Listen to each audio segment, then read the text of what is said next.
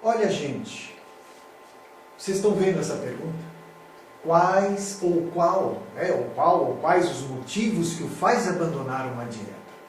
Essa é uma pergunta importante dentro desse meu trabalho. Na minha observação, eu notei que não se preocupavam muito com o que faz uma pessoa abandonar uma dieta. E é neste foco que alguns desses recursos eu busquei ajudá-los. Mas eu gostaria, você que está agora no recesso de seu lar me vendo, ou agora vendo essa transparência, esse slide, que você desse uma pausa breve para poder responder isso. Se você tiver aí uma folha de papel, guarde esse momento, dê a você esse momento para fazer essa avaliação. Muitas vezes a gente não para analisar isso. Mas com tranquilidade, sem culpa nenhuma, pelo amor de Deus, você dê uma pausa e anote exatamente o motivo ou os motivos que fizeram você, digamos, abandonar uma dieta. Ok? Nós vamos aguardar alguns minutinhos, que aqui é rápido, né? Você já deu a pausa e a gente já volta agora. Já escreveu os motivos? É muito importante que vocês saibam os motivos que os fazem abandonar uma dieta.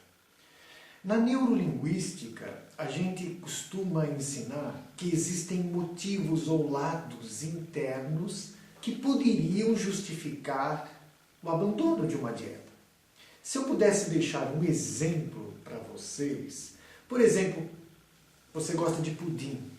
Vamos dar um exemplo típico, né? De repente você fala, mas vou fazer uma dieta, não vou poder mais comer o meu pudim, o pudim que eu tanto gosto. Isso é um prazer, digamos, comer o pudim traz uma sensação de prazer e você busca um motivo de ter prazer em comer aquilo. Isso para muitas pessoas é um motivo para abandonar uma dieta, podem ter certeza, né? Ou então a dificuldade de lidar com algumas situações sociais também são motivos. Trazendo isso à tona e demonstrando que você pode satisfazer essas intenções, esses motivos, com certeza você vai ter mais chances de atingir o teu objetivo.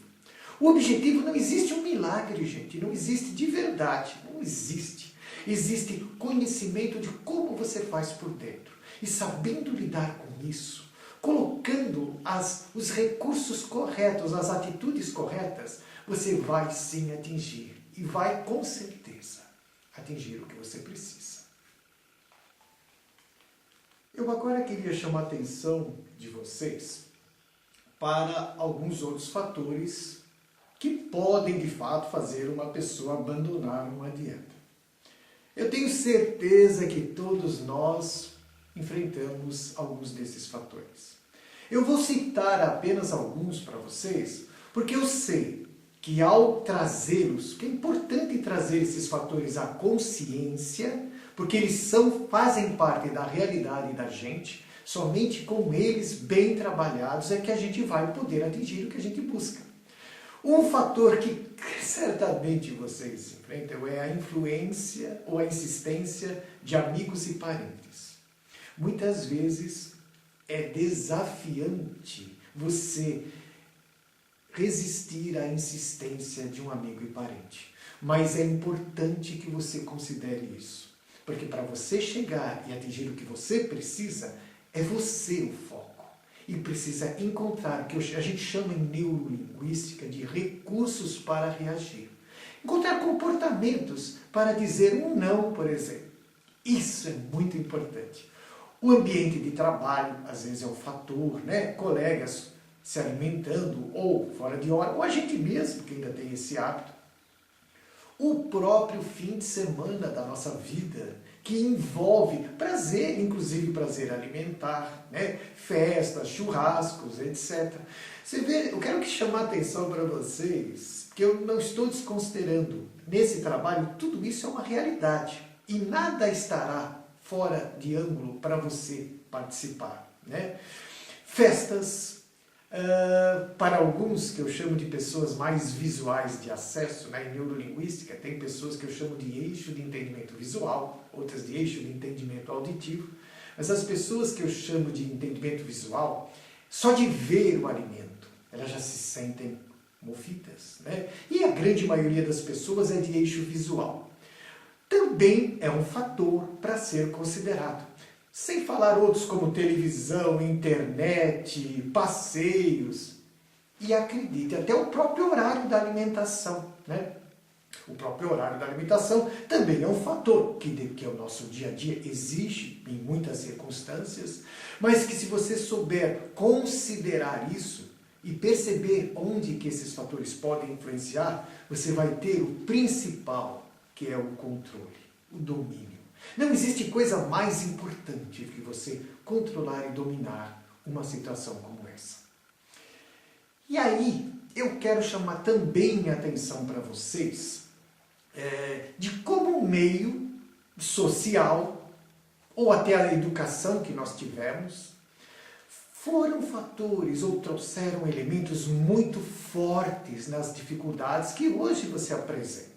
Eu vou chamar de intenções ou de motivos interiores que estão relacionados com o hábito de comer. Você já pensou nisso? Já parou para analisar que realmente você às vezes faz as coisas movidos até por ideias que foram passadas para a gente?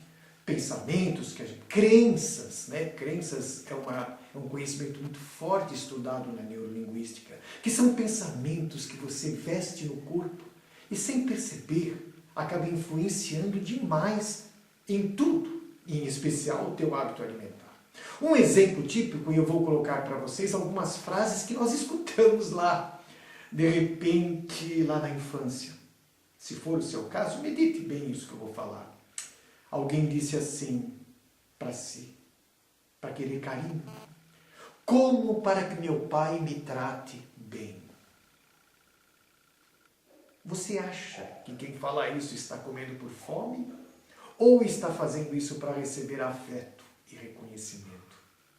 Então acreditem, muitos de nós acostumaram a comer para receber afeto e reconhecimento. Outra frase que pode ajudar vocês a meditarem, comum no nosso dia a dia social: limpa o prato para não fazer feio na mesa. Olha, isso eu costumo dizer nos meus seminários. Às vezes a mãe, né, para não fazer feio para a tia, né, que o filho dela não podia deixar sobrar comida na mesa, você tem que comer tudo, menino, senão vai ser feio, a tia vai falar. Eu costumo dizer que a causa e o motivo disso é vaidade. Ela estava mais preocupada com o conceito da tia, do filho.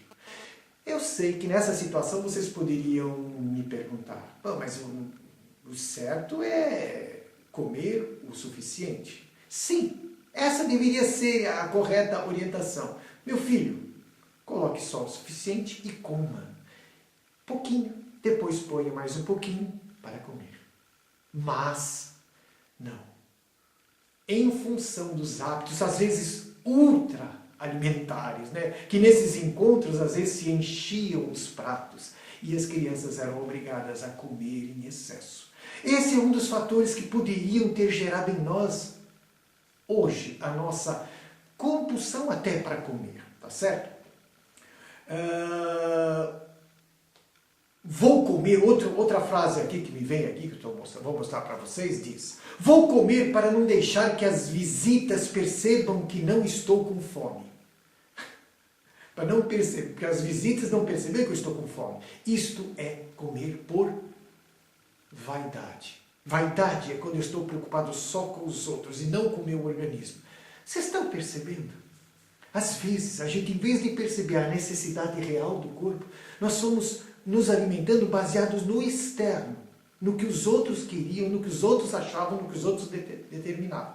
Isso é que nós precisamos resgatar. O teu sentir, a tua necessidade, o teu ponto de saciedade. Aquilo que você sabe que é o ponto limite de você. Não pelo parecer dos outros, mas para lidar com os outros, nós vivemos no meio com os outros. Precisamos manter firmes a nossa postura.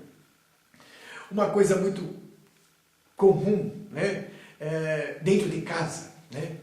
Você tinha aquele bolo na sua casa, né? Os parentes estavam todos lá, você viu o bolo bonito de manhã, chegou no final da noite, você não tinha comido nenhum pedaço, e aí você viu só uma lasquinha ali.